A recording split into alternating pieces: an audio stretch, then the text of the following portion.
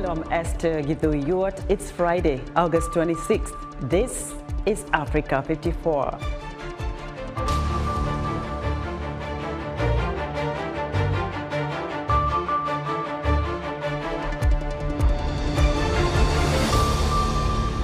Angola's ruling party has a solid majority, with nearly all votes counted in the national election. But the main opposition, UNITA Party, has cast doubt on the results of this divisive poll. South Sudanese who have returned to Sudan are finding life tougher as their former country's economy tumbles. And in our entertainment segment, the legendary South African choral group Ladysmith Black Mambazo discuss their legendary careers and the election of a new Zulu King.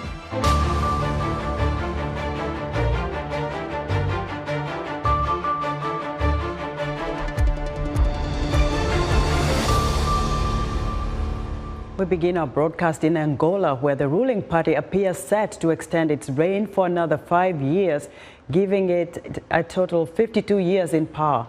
But the main opposition says it will challenge the results of the presidential election vote. Clara Frank has more. Incumbent President Joao Lourenco of the People's Movement for the Liberation of Angola, or MPLA, appears to have won a second 5-year term in office, with more than 97% of the votes tallied, according to the Electoral Commission. The MPLA's likely win would give President Joao Lourenco's party continuous rule of nearly 5 decades, since independence from Portugal in 1975. But if the ratios of votes remain as they are, it would also mean an unprecedented loss of the MPLA's 2/3 majority in parliament, forcing it to cooperate with opposition lawmakers for the first time.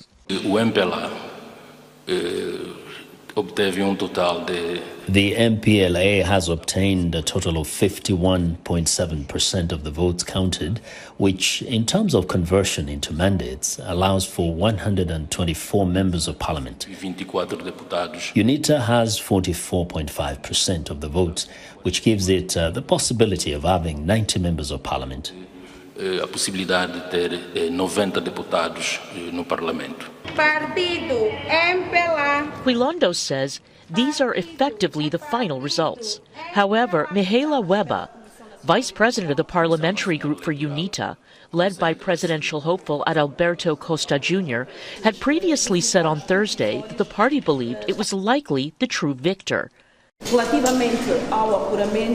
release of these provisional results is being done without details, in a clear violation of the electoral law. According to UNITA's count of nearly 40% of the results, it had 46.89% of the vote, and the MPLA has 47.99%. The Election Commission has repeatedly said the election was fair and transparent. The results were published with remarkable speed just 1 day after the vote. At the last elections in 2017, it took 2 weeks for the counting to be completed.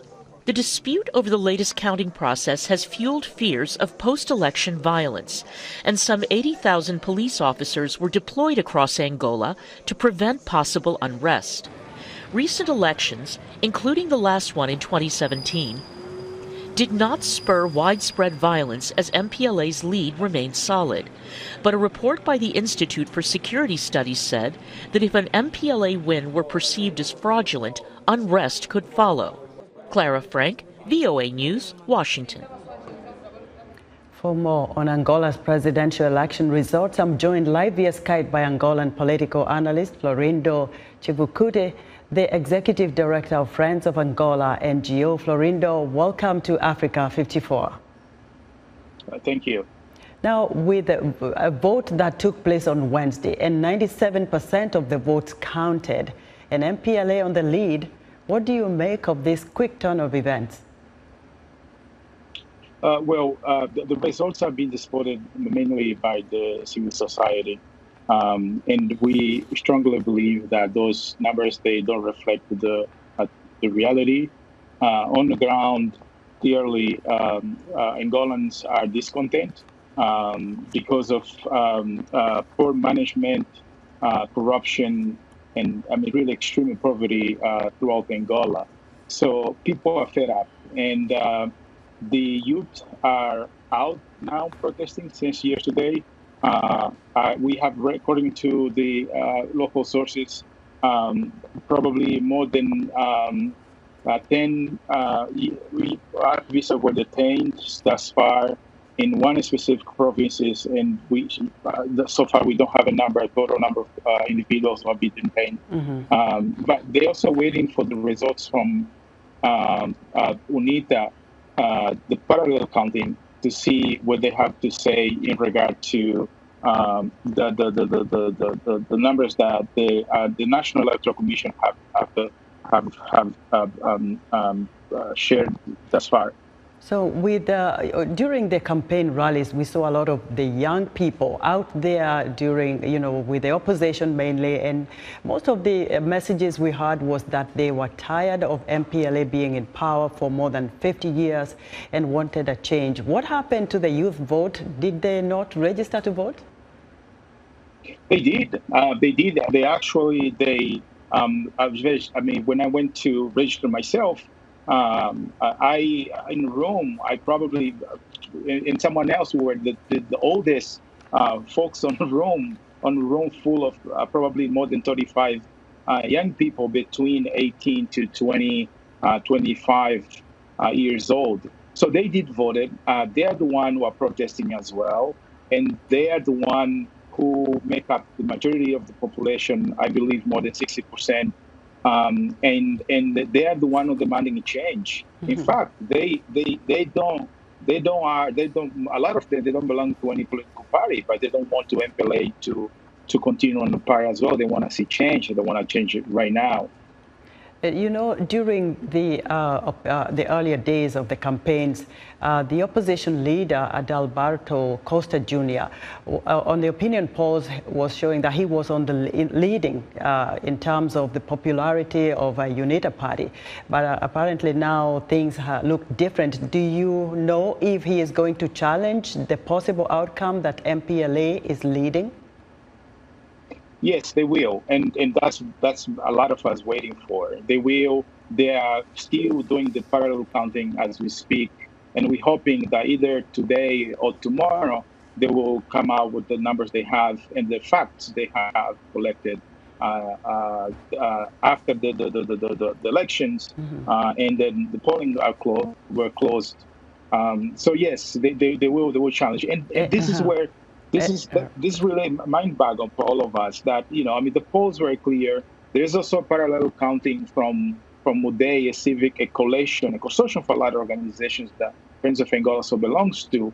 And they clearly show that UNITA is leading. And because UNITA is not alone, UNITA have formed a coalition with two other parties and a youth group movement. So there's no doubt that UNITA is leading on the polls. Well, we're running out of time, but I'm imagining the Electoral Commission might announce their results maybe tomorrow. Florido, thank you very much. Florido Chibukute is an Angolan political analyst and executive director of Friends of Angola. Now, despite the numerous legal petitions alleging voter fraud in the August 9th Kenya presidential election, newly elected legislators are expected to meet in Parliament as soon as they are announced. Kenya's constitutional lawyer Charles Kanjama explains why this meeting has to convene. So the Constitution of Kenya requires within 30 days of the elections for the members of Parliament, we have two houses of Parliament, the National Assembly and the Senate, that they will be gazetted to have the first sitting. And the gazettement is done in collaboration with the President. And because the President-elect has a challenge ongoing, the President in office is the outgoing President Uhuru Kenyatta. So the moment that gazettement is done, then Parliament will meet. He does not need to be in Parliament himself because he's not a member of Parliament, but Parliament will meet officially. They'll perform the first task, which is to take their oaths, and the second task is to elect a speaker. And when that happens, we'll be able to see the political might of the two main coalitions that battled it out in the just ended general elections. In other election news, a Kenyan poll official who was killed after the election was buried Friday at his home in central Kenya. The tortured body of Daniel Musyoka was found near Mount Kilimanjaro along Kenya's southern border with Tanzania. Now to the fighting in Ethiopia. An airstrike hit Mekelle, the capital of the northern Tigray region, on Friday, which local media controlled by the breakaway authorities blamed on the federal government. Tigray television showed images of damaged buildings and what appears to be wounded people on the ground being attended by medical personnel. An aid organization confirms its staff in Mekelle heard an explosion and anti-aircraft gunfire. The Ethiopian government, in a statement, has urged Tigrayan citizens to stay away from the military and training facilities, saying the government intends to take actions to target Tigrayan military forces. Sudan's military leader, General Abdel Fattah al-Burhan, has announced a major reshuffling of the country's military leadership amid political and economic turmoil. The change includes the military's land forces operations and supply heads, as well as its general inspector. However, the chairman of the Joint Chiefs of Staff, General Mohammed Osman al-Hussein, kept his position. This marks the largest change in army leadership since a coup led by Burhan and other generals on October 25th ended a transitional partnership with civilian political groups. Living in flimsy shelters made of wood and plastic tarp or half-finished concrete buildings, South Sudanese who have returned to Sudan are finding life tougher as their former country's economy tumbles. Olivia Chan reports. Living in flimsy shelters made of wood and plastic tarp, this group of South Sudanese people who have returned to Sudan are finding life tougher as their former country's economy tumbles. Toka Ayman Agok is a mother of 9 children. I was told I have high blood pressure and the situation is not getting better for the stress to decrease. This is so difficult. Life has become much more difficult than before in the south and here. We cannot do anything. We depend on God. If someone can find food, then that's fine. After decades of conflict, South Sudan gained independence from Sudan in 2011. Hundreds of thousands of people moved to the new country. But years of civil war and deepening poverty have followed. Many South Sudanese have now moved back, while some were never able to make the journey to begin with. According to the UN Refugee Agency, there are more than 800,000 South Sudanese refugees in Sudan. About 113,000 live in makeshift dwellings around the capital Khartoum. They are no longer citizens in Sudan and struggle to get access to education and healthcare in their former country. Sudan's own economy has stagnated as well, with an economy crisis deepening since the military seized full power in October. There is a triple-digit inflation and rising hunger. Rights groups have long advocated that South Sudanese have their rights as Sudanese citizens restored. Attempts to improve their lot have stalled, while most depend on aid groups for cash or food, as well as help accessing education. Olivia Chan of Reuters filed that report. French President Emmanuel Macron called for truth and recognition of the past Friday on day 2 of a visit to France's former colony Algeria aimed at mending fences. Macron's visit follows months of tensions between Paris and the North African country, which earlier this year marked 6 decades of independence following 132 years of French rule. Macron laid a wreath at a monument to those who died for France in the mixed Christian-Jewish St. Eugene Cemetery, which was a major burial ground for Europeans during colonial times. Macron then visited the Jewish part of the cemetery, accompanied by prominent French Jews. Macron also said Friday Britain is an ally of France and its people will always be friends of France. I said, the British people, Britain is a friend of France, a strong ally, no matter its leaders, and sometimes despite its leaders or the small mistakes they can make while speaking in public. If France and Britain cannot say whether they are friends or enemies, this word isn't neutral, then we're headed for serious problems. Relations between Algeria and France have been particularly tense since last year when Macron questioned Algeria's existence as a nation before the French occupation and accused the government of fomenting hatred towards France. The worst drought in the Horn of Africa in more than 40 years appears certain to persist after the World Meteorological Organization said Friday that forecasts for October to December show high chances of drier than average conditions. The latest outlook confirms the fears of aid agencies which have been warning for months about the worsening consequences of the drought for Ethiopia, Somalia and parts of Kenya, including a risk of famine for Somalia. The drought is coinciding with a global rise in food and fuel prices pushed up by the war in Ukraine. The World Bank says more than 66 million people in the Horn of Africa region are experiencing a food crisis. Weather officials in Niger say the country is deploying rain-making technology aimed at alleviating the effects of drought. The desert country has faced a food crisis for years because of extended dry spells. The head of Niger's National Meteorology Institute, Katelu Gaptia Lawan, said, quote, "We had to do something about this drought." The World Health Organization Director General Tedros Adhanom Ghebreyesus told reporters Friday in Geneva that 2.5 years into the pandemic, we have all the tools necessary to prevent these deaths. He then asked all governments to strengthen their efforts to vaccinate all health workers, older people and others at the highest risk on the way to 70% vaccine coverage for the whole population.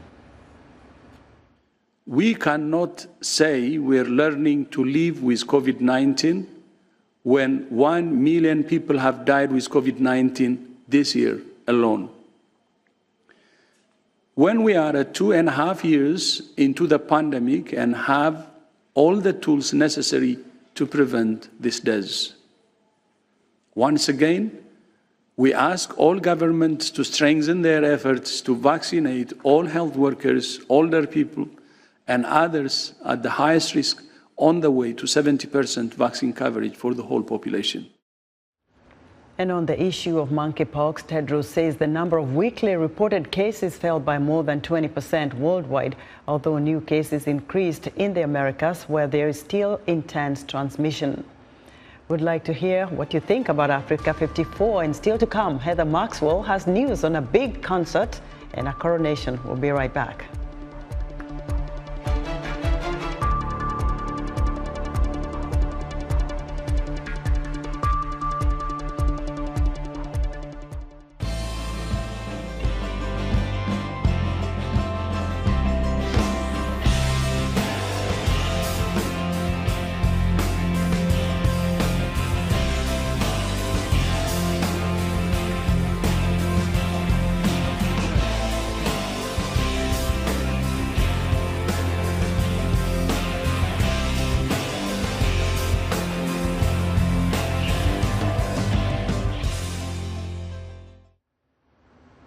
In other African news, Benin is transcribing its history through artistic works recently inaugurated by the head of state, Patrice Talon. Nigeria is banning foreign models and voiceover artists in local advertisements, and the move is motivated by the federal government's interest in developing local talent, inclusive economic growth, and growing the West African country's advertising industry. And South Sudan says preparations are in full swing for the graduation of its unified forces on August 30th. Ugandan President Yoweri Museveni and Ethiopian Prime Minister Abiy Ahmed have been invited to witness the graduation. An Ivory Coast entrepreneur has created the country's first locally made smartphone, which aims to improve accessibility with voice commands in local languages for users who can't read or write. Here again is Olivia Chan.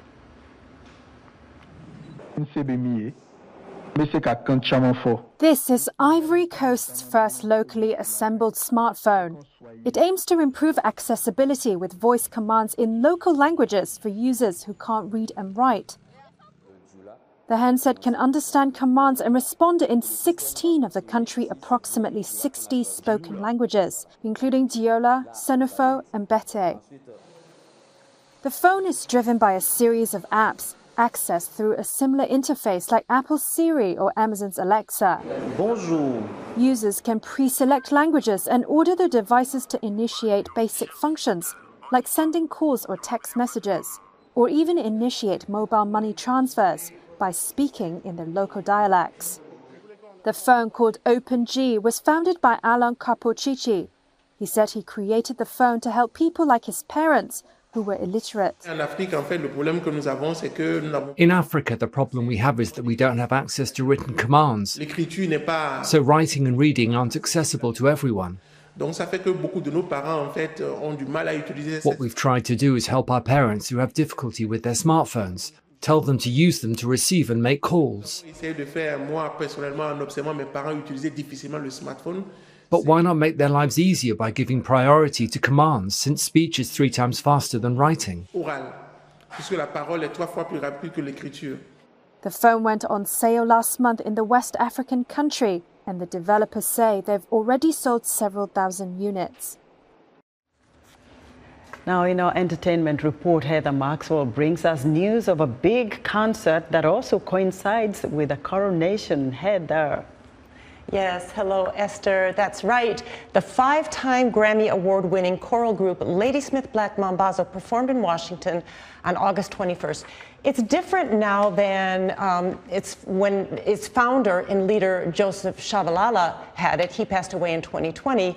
I attended the concert and spoke with 2 important members, and we'll discuss that in a moment. But first, let's watch a sample of what it was like. Here's the lead singer, Thulani Shabalala.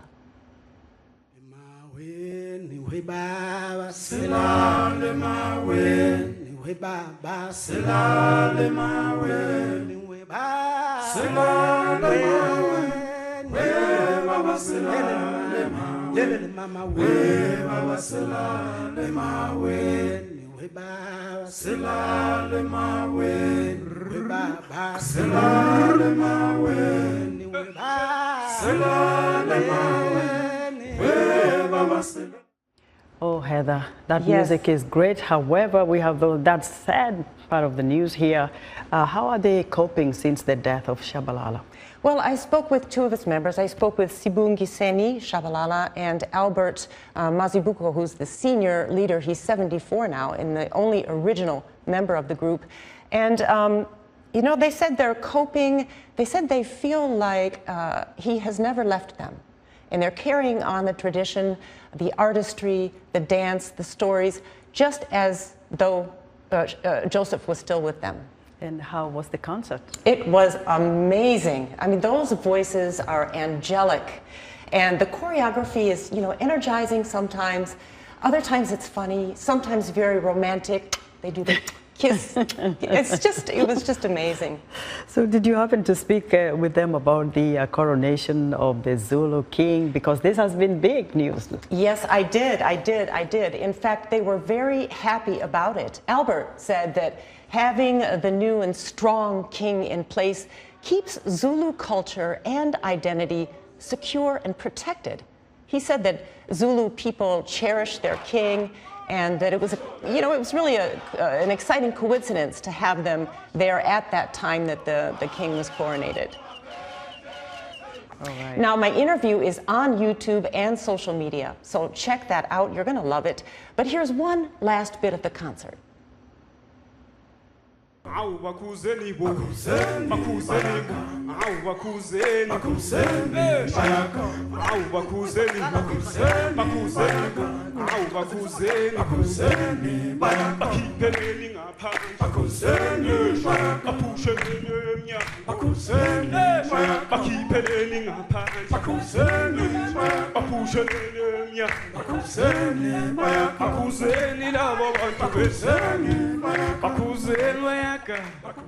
That's it for this week's entertainment.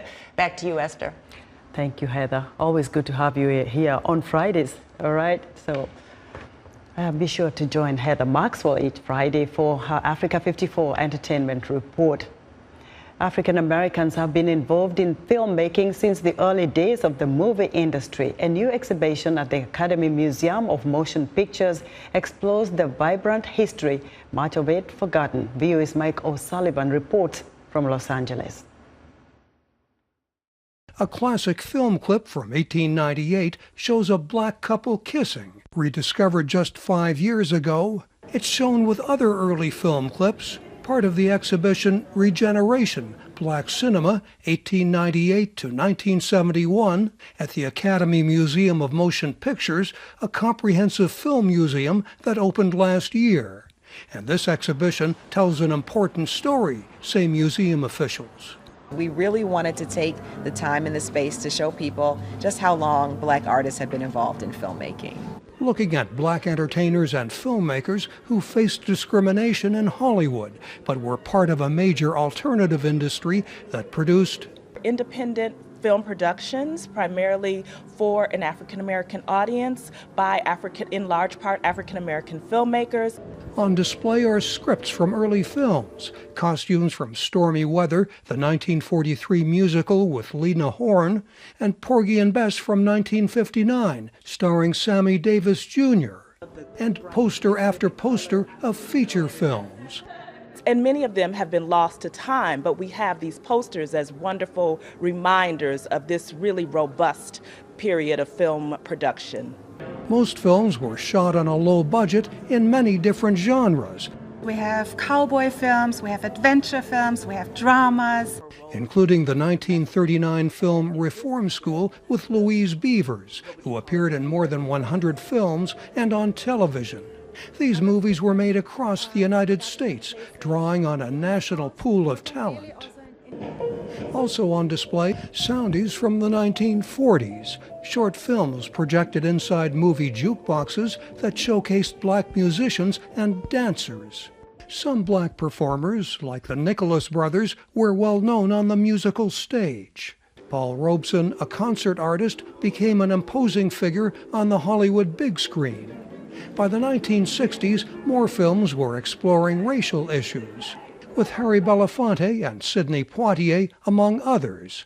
Poitier won an Oscar for Best Actor for the 1963 film Lilies of the Field, among the many stories recounted here.